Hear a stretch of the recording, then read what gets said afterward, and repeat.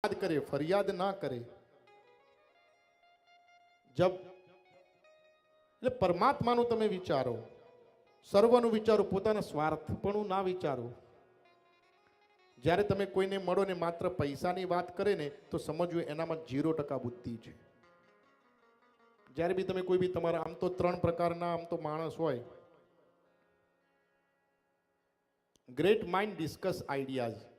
રોઝવેલ્ટે ખૂબ શ્રેષ્ઠ કહ્યું છે. According to Roosevelt, great mind discuss ideas, average mind discuss event, and small mind discuss people. Great કહેતા મહાન. આ મગજ જે છે એ મહાન મગજ કોને કહેવાય? સારું મગજ કે એકબીજાના વિચારો આપલે કરે કે મેં આજે આવું વિચાર્યું, મેં આવું વિચાર્યું. એટલે સમજવું કે તમે જે ટોળકામાં બેઠો છો ને, તમારું જે બહેનપણી ભાઈબંધો જે બી કહેવાય ભાષા, એ તમારું શ્રેષ્ઠ ક્વોલિટીનું છે. કોઈ ઉધેવ નથી એમાં.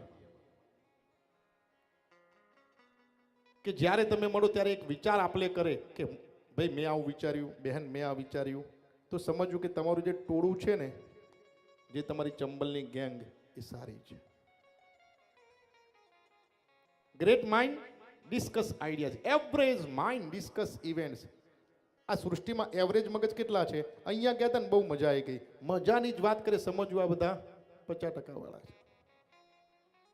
જે માત્ર મજાની વાત કરે, સમજવું કે આ 50%ની ટોળીમાં આપણી કેટેગરી 50% છે. અને સ્મોલ માઇન્ડ ડિસ્કસ પીપલ, 10% મગજ એને કહેવાય કે તમે જો એટલે કોઈની ખોદણી ચાલુ હોય, પેલાએ આવું કર્યું, પેલી આવું કર્યું, સમજવું કે તમે 10% છો.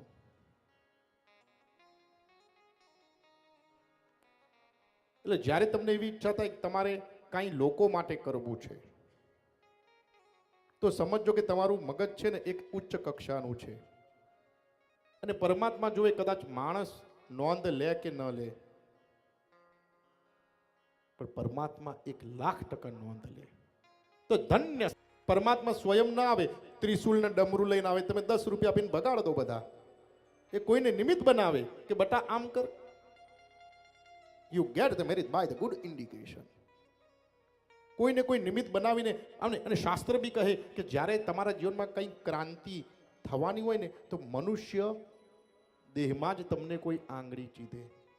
એવું ના હોય કે એને કદાચ આ ધોતિયા ભૂતિયા પહેર્યા હોય, તમને એ જીન્સ પેન્ટમાં બી તમને સલાહ આપે તો એ પરમાત્મા જ છે.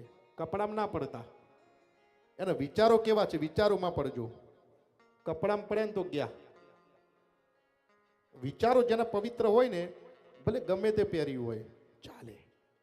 એ તમને આંગળી ચીંધશે કે બટા આ કર, તારું જીવનની ક્રાંતિ પ્રગતિ થશે.